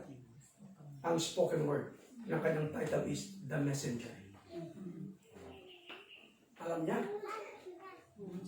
Alam ni Satan na hindi sasama ang nobya ni Kristo. Pero, yan alam niya hindi sasama, anong gagawin niya? By hook or by crook. Ipe-persecute niya. Sisirain niya. Right? Pahihinaan ka niya ng loob. Bakit ako manghihinaan ng loob kung ikaw ay selyado na? Sabi na mensahe, in and out, you're already sealed. Bakit ka panghihinaan ng loob? Sa halip pagdating niyan, lalo ka pang ma-inspire. Kung merong 68 million who killed under persecution of the Red Horse Rider in the second seal, kung may 68 million tumayo, mayroong bride na tatayong mas matapang, full of courage, full of power, full of inspiration, to stand and hold the message. Can we clap our hands to the Lord?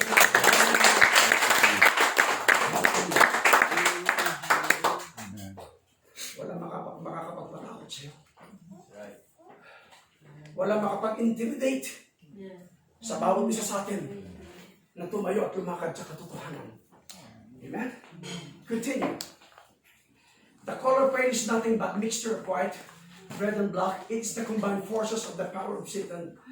Mixing white, deception. Red, persecution. And black, spiritual famine. Into one. It's the Antichrist turning into false prophet, riding his last trail, his final stage of leading his people to the mark of the beast. Hindi pa ito marking ng beast. Right? Though, meron nang nagaganap. But this is not yet the final na kanyang gagawin. Right? Ang final na kanyang gagawin kapag nabuo ang final control, ang final leadership, final religion ng one world government. Right? At one world religion. Yan. Sasabihin niya, sisigaw niya, it's my turn. Right? Pero bago niya banggitin ang salitang, it's my turn, ang bride ay nangusap na sa panahon natin ito, ngayon, it's your turn. Right? It's your turn. No one can hinder me. No one can hinder you. Who will hinder you to obey the truth? It's only the final right spirit. Satan, which is death. Siya lamang ang talagang hadlang. Even him, he can do nothing. Even deception, even persecution, even famine, even death can do nothing for the bride to stand to the truth, which is the word of God. Yan yung pagsasama-sama nila. As the Austin, Mormon senator, other U.S. leaders meet with Pope Francis in Rome. Joel Austin, best-selling motivational author and evangelical pastor of America's fastest growing mega church. Dito, mawawalan kanyang pagiging mega church dito. Merong tatay talagang mega church. Right? Mega religion. See? Next.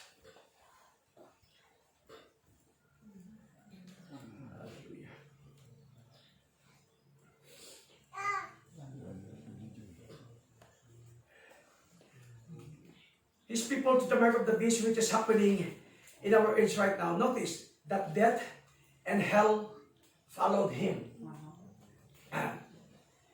This speaks of both natural and spiritual death to receive her teachings. Mixture. Combination ng bawat isa sa kanila. Pagsasama-sama. Ayan, nagsama-sama sila. Ano kanyang layunin? To build a one world religion. Ngayon, hindi pa niya ma-implement ng lubusan. Dahil hindi pa talaga totally nagaganap yan. Pero ginagapang na niya yan. Nakagapang na sa mga religious leaders. Kaya nga, meron na nagpasimulang magtayo ng ecumenical movement. Yung Council of Churches. Right? Rotary Club. Kung ano-anong so-called na mga organizations. Nagpapasimula, nag-build sila. Dahil isang araw, kapag sila nabuo, wala na makakadlang sa kanya. Magtatayo sila ng isang pamumuno na wala na pwedeng humadlang. Walang pwedeng kumontra. Walang pwedeng magsalita. Right? Tameme ka, wala kang masasabi. Yan? Kung ano yung nangyari doon sa second seal, doon sa red horse, mas matindi pa. Sabi niya, darating ang paghihirap, darating ang pagdurusa, dito sa ibabaw ng lupang ito, na hindi pa naranasan ng mundong ito. Magkakaroon ng great tribulation. Great tribulation, in other words. Dakilang kapigatian, dakilang kahirapan sa panahon na kontrolado na niya ang lahat. Sa panahon, ultimong gobyerno, kontrolado na niya ang lahat. Sa panahon na lahat ng leadership at sistema, kontrolado niya ang lahat. Sa pag sa kala niya, full of anointings yun. Right? My! Yes. Hallelujah! Patuloy ko binabasa. Notice that death and hell followed him. This speaks of both natural and spiritual death to receive her teachings, dogmas, and creeds. Ang totoo niya, nag-alisan sila eh. Nung iniwanan ng kanilang ina. Iniwanan lamang yung kanyang pamamaraan ng mga ibang sistema. Pero yung kanyang basic na katuruan, right? Dala-dala nila. Na kung saan, pinerbert nung kanilang namumuno ang unang katuruan pagdating sa Biblia ng mga apostol. Mga katuruan ng mga apostles' doctrine. Binago niya ang lahat ng ito. Akala niya, mabubulag niya ang mga mananampalataya, ang nobya ni Kristo. Kailanman hindi mo mabubulag ang nobya ni Kristo. They are already enlightened. Right? Maliwanag pa sa 2020 vision ang ibinigay ng Diyos. Ano ba ang tamang sukat ng isang normal at malinaw na paningin ng isang tao kapag may diferensya sa kanyang mata? 20/20 vision. Kapag lumagpas doon, meron ng diferensya ang mata. Kapag hindi gagamit ng mga lenses, mga lente, hindi na makakakita ng maigi. Ako nga sa inyo, pag wala ko salamin, parang usok ang nakikita ko sa mga mukha ninyo. Pero alam ko may babae at lalaki. See? Pag sinuot ko ito, hindi naman ako makabasa ng malinaw. See? Nagdulo ko itong tablet ko eh. Dahil nagkamali ako ng dampot, yung isang tablet ko ay hindi ko nakuha kung sino yung hindi nagkakaroon ng epekto. Ayan tuloy. Still there? Hallelujah. Pagparin niyo ako just a second. Hindi tayo abot ng isang minuto.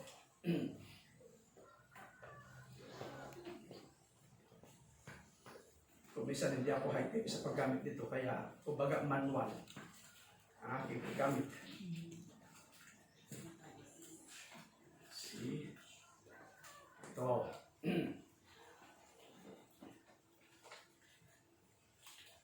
Notice that death and hell followed him. This speaks of both natural and spiritual death to receive her teachings. Dogmas and creeds means death or eternal separation from God. Wala silang spiritual understanding about the significance of the word death. Then, ang kanilang sinusundan ay pangalan ay kamatayan. Hindi nila alam ang nilalaman. Hindi nila alam ang kahulugan. But thank God, God gives you a vision. And what does the vision mean? Ability to foresee. Ang sinabing ability to foresee, isang abilidad na binigay siya ng ating Panginoon na makikita mo yung mga parating na pananaw at paningin ay nakikita ng nobel ni Kristo ngayon. Can we clap our hands?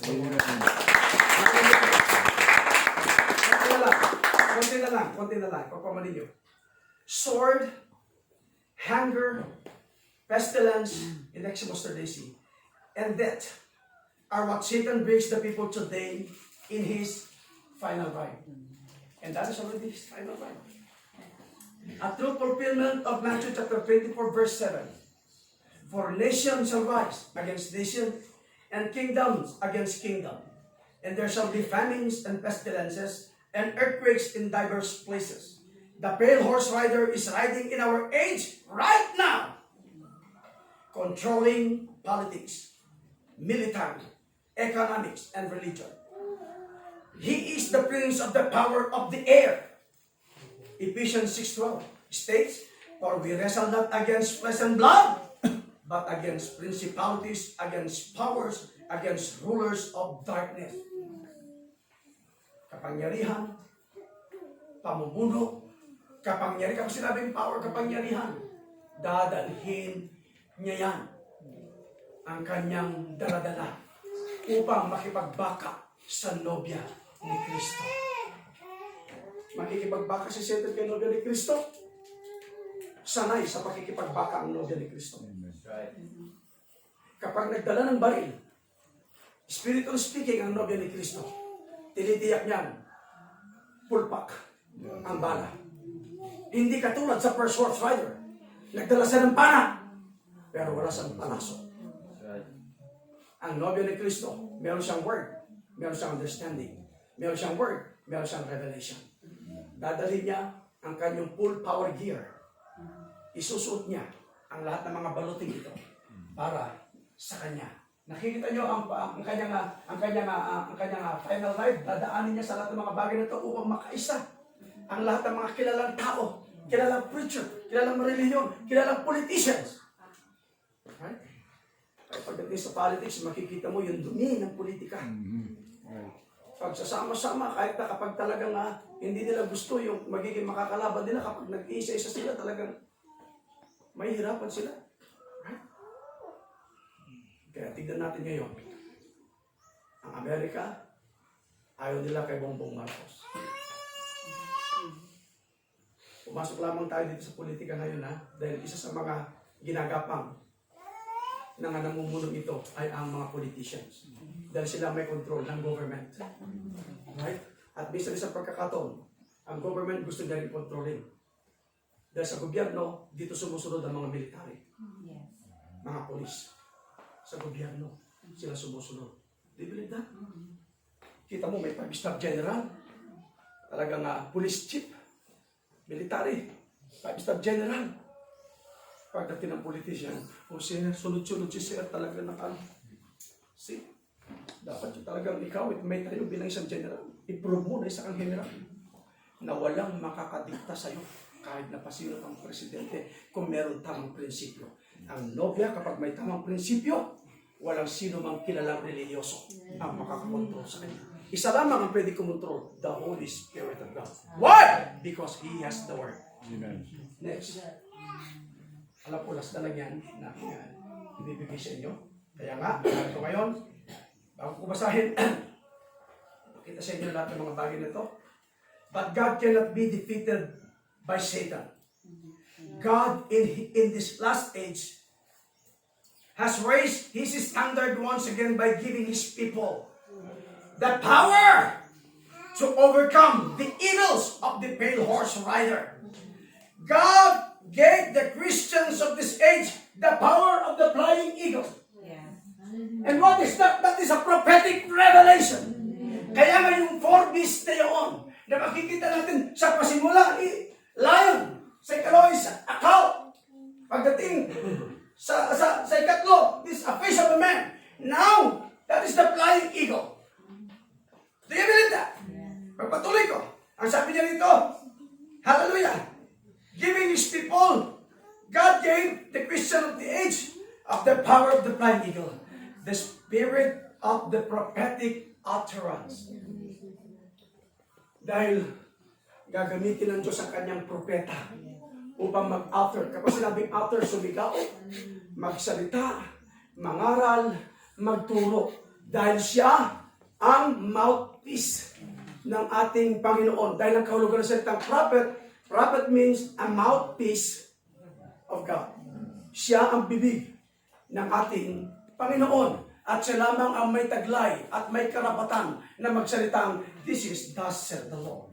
At sabi niya rito, the flying eagle, the spirit of prophetic utterance, the spirit and capability given today, believers to dig deep down on the revelations of God. Kapag dig down, hanapin mo yung nilalaman. That is the content. At kapag nakita mo ang nilalaman, makikita mo ang significance. Then, when God started to open the revealed word, nakita mo yung content ng nilalaman. What is the first seal? That is the Antichrist spirit. Deception. Second seal, that is the red horse persecutor. Third seal, that is a black horse. Sabi niya dito, lahat ipakikilala sa iyo. Pagdating sa pale horse, sinabi niya, pinangalanan. Ngayon, kilalang-kilala ng bawat isa sa atin. Pero maraming hindi nakakilala sa kanya, but not the bride. Kilalang-kilala siya ng nobya. Bakit? Dahil bago pa man lumabas sa eksena, alam na ng nobya na lalabas ang final rite ni Satan, na dala-dala niya ang kanyang pangalan, iwawagay-iway niya. At hindi niya makakaila na ang sumusunod sa kanya ay ang impyerno. Kunti na lamang. Hallelujah. Are you there? Amen. Thank God. The spirit of prophetic utterance, the spirit and capability given to today's believers sought to dig deep down on the revelation of God to soar and understand the deep mysteries of the Bible until one is filled with the Holy Ghost, ready for the catching away. In the rapture, this is our age, my friend, the eagle age. The reason why God opened all this revelation in order to give for the bride a rapturing faith. Ito ang magdadala sa inyo sa rapturing faith. Right? Amen? Kung hindi nabuksan ang mga bagay na ito, paano mo masasabit maangkin na isa kang kukulit pagdating sa pag-agaw? But because since God opened this word, it is already revealed and it is already open, God gives you a faith, a rapturing faith. Since God opened all this one of these days, any day now, we will be good. Kahit tumayo kayo, gusto ko tawagin yung umawit kanina. Any day now. Pwede ba awitin ninyo muli ang inawit ninyo? Pwede ba palakpakan natin ang ating Panginoon? Gusto ko tawagin yung mga umawit kanina. Na-inspire ko sa awit na yun. Kahapon, na inawit Panginoon ka ngayon. Ramdam ko ang inspirasyon ng ating Panginoon. Awit to Jesus. Sige dito lang. Pakinggan natin ang awit. Magbibigay sa atin ng napakagandang significance. Hallelujah.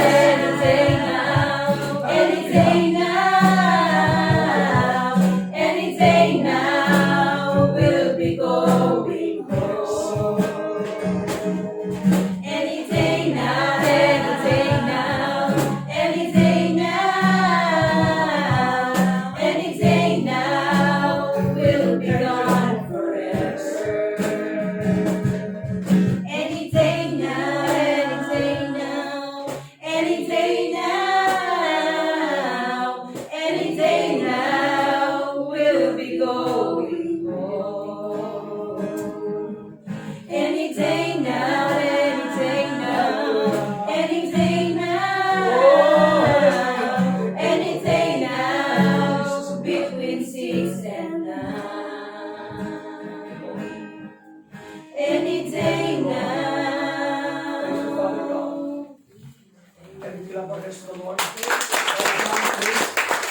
Hallelujah. Thank you, Lord. To God be the glory. Thank you, Jesus. Hallelujah. Thank you. Namatay ko niya ang Diyos. Kita nga mensahe nga talagang nagkanta para kada tayo. Nairanta ko lang kami mga nagadayo pati kanta.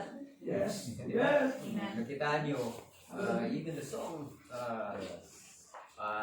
deliver the message. That's right. Exactly. Kat kita ito itibiyag tayo. Patangan talaga kat the devil is doing something. I mean, the gates of hell is open. Hallelujah. The message sa nakaraan na yung gates na marami, Praise Jesus. it's really true. Ang isang gates yung nasabi kanina, marami pang gates. And those gates, the devil is trying to open all for us to see para ma-divert ang focus natin sa Panginoon. Pero anong titingnan natin? Yung mga gates o yung isang door? The word. Hallelujah. Which There's no other door than the Lord Jesus Yes. Christ. Isa lang ang door na sinabi sa Biblia. Sabi niya, I am the door. Thank you, Lord. Siya lang. Walang iba kung hindi si Amen. Kristo. Amen. And we keep on giving God the glory and honor. Thank you, Jesus. And bago po tayo lubos ang magtapos, Thank you, Lord. ako hindi ko si Ibon. May I call on Brother Murphy for our GCF fund? Thank you, Lord.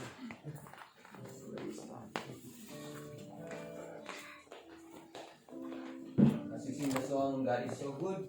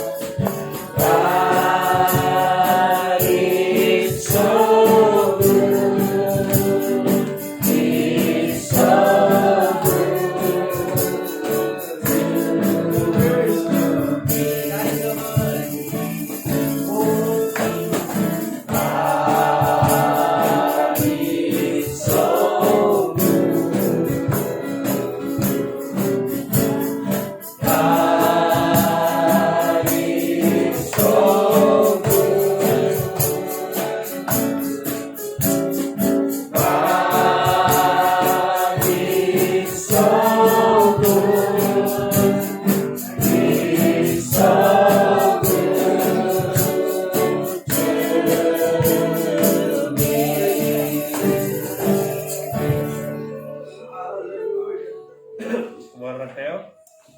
Once again, Lord, agya mo kayo ako ti dating gundaway. Napas man nga kami ti preaching dagi ti dasaw.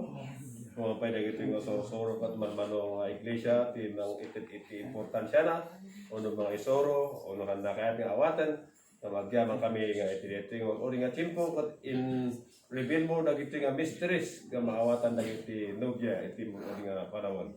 Tamo mi nga dagiti nga sasao mga dingdagan may isuti puro kan isuti nuwampay mga tinubong nga misteryo actually dagiti kat na i-reveal iti pudpudno nga anak mo kat madadayo ka apo ta mamangang ni dagitoy kat we are so blessed and fortunate to be hearing kat makita mi iti pudno ta mo mi nga iti kaabusor kat ano iti gates na nga mga alilaw iti namati nga amumi nga babaan lang dagiti nga na-reveal ti mag-uding aldaw kat dagiti elect kat nakita na ti purpuno basta na ati nga GCF Lord ang ating nga ti panang bendition mo ti trabaho tunggal may sa kada kami panaapo iti panakausan na natin at mga basta kat may waragawag dagiti purpuno nga sasom iti Hallelujah. Dupa ba nga Thank you, Jesus. lugar nga ayan nagiti anak mo. Manay na kaapo kat masina-sina kami ang agsapa. Dawatan mi nga po iti pagtutuloy parang tarabay mo ti tunggal may sa kana kami. Yes, Lord. Gamit kami nga si kakaratkat iti nagtaran mi nga Nakdaknuhan ti Holy Spirit mo. Madadayo ka apoy, sabi kami nadayo kong pagyaman. In Jesus Christ, mighty name. Amen. Amen. Before we sing our final song, greetings to Sister Alice. Yung sa kanyang kaarawan. No, wala ulit yung Tagalog. Kaarawan. God is so good. Na naging kabahagi ng katawan ng Panginoon, Sister Alice. So, may call on Sister Alice to come in front. We're gonna pray for you. Yes. May God continually bless you as you hindi lang sa pagtayo sa salita ng Panginoon, pero ang pagiging ilaw din ng tahanan ng mga anak at apo. So, before we sing, may... Sino ba yung mag-araw ng Oh, sorry, yes. Yung mga may araw ng January, the whole January, Yeah. wala. Kalimutan ko. Oh! Marami. Marami pala.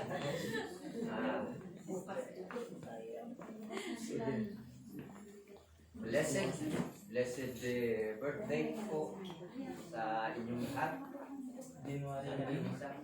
Ay, pala no, si Aya.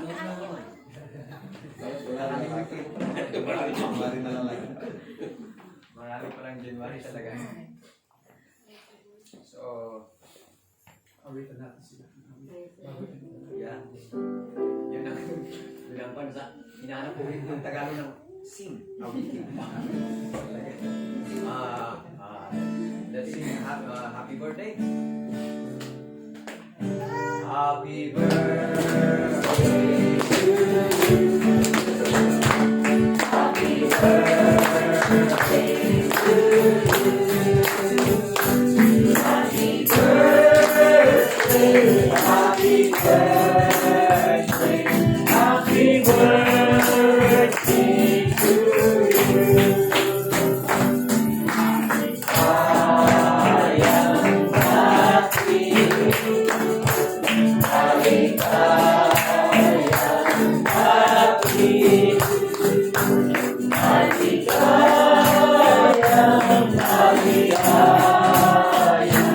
I am happy. Manalangin tayo at isama din natin sa prayer. Bukas ay kaarawan din ni Church Janet at maging yung ating missionaries dito sa Pilipinas, si Brother Larry Hart, ay magkaka-birthday sila sa Janet, aking may bahay, January 17. At tayo lahat ay yumuko. Panginoon, narito ang may mga katawan sa buwan ng Enero. Mula kay Brother Larry Hart, Sister Janet, aking may bahay, Lord Sarlani, Sister Alice, O God, si Dana, si Cillian, O God, at maging ang aming apo na si Aya. Father, we commit them to you to bless them, Lord, to guide them, to protect them. Sa araw-araw na kanilang pamumuhay ay mananatili ang tatag at lakas sa paglilingkod sa iyo. Gawin mo silang mapagpala sa lahat ng pagkakataon upang maging daluyan din ang iyong pagpapala bilang mga mananampalataya, O Diyos. Yes, Lord. Aking hinihingi ang kalakas ng pangangatawan upang magamit nila ito sa paglilingkod sa iyo. Patuloy mo silang gawing matapat na mga lingkod at sumusunod sa iyong salita. Sa lahat ng aspeto ay maging sincero sila, Panginoon. Hinihingi ko ang iyong gabay. At sa mga batang ito, kung lulubin mo pa sila na magkaroon ng pamilya, kung di ka pa darating, continue to bless them, Lord, and their family. At maging aming kapatid, O God, Mr. Alice, na kaarawan, sa araw, O Diyos, continue, Lord. Ingatan mo, maging kanyang mga anak. Yes, Lord. Na patuloy na sumusuporta, umantabay para sa kanya.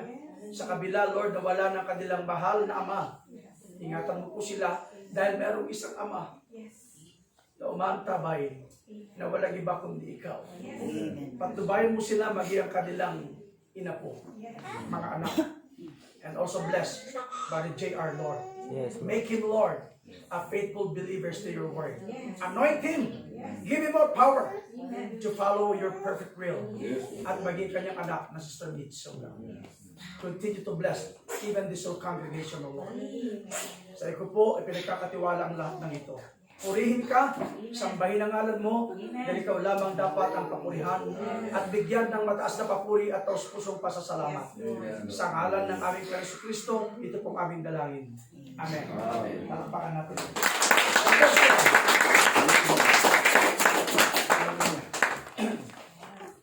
Thank you, Lord.